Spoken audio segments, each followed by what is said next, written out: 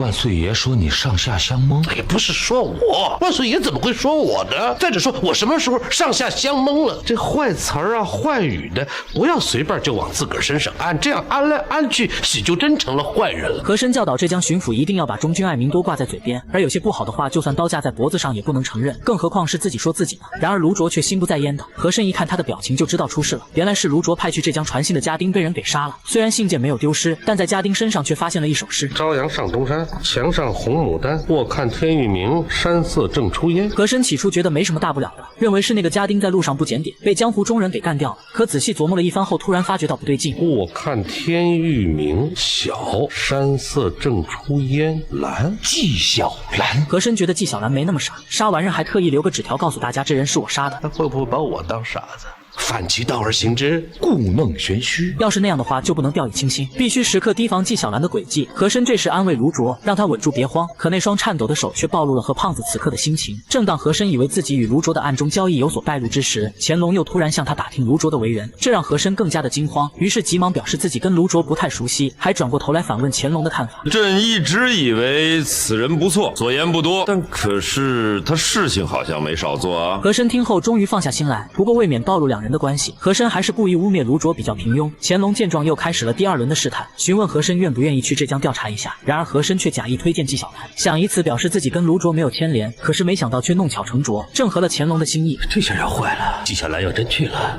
那不是死路一条吗？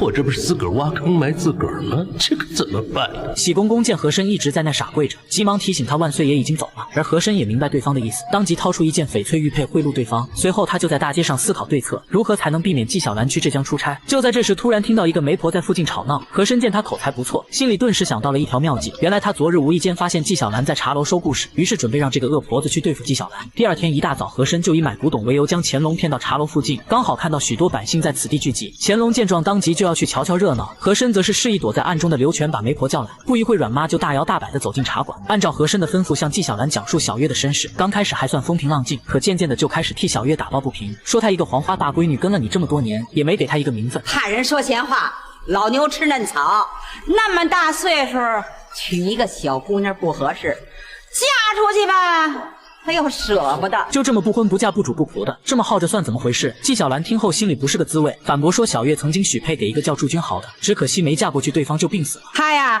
还不定是怎么死的呢。嘿，你这叫什么话呀？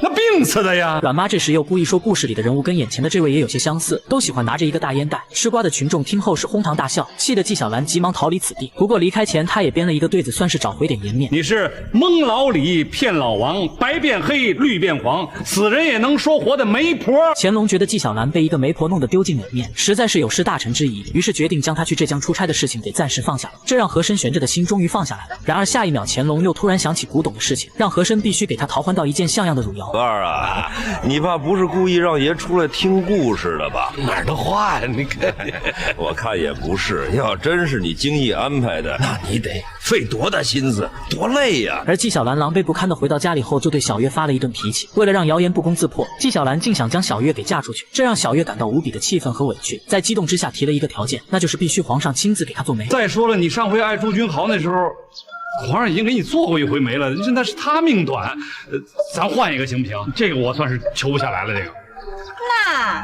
那我就不嫁了。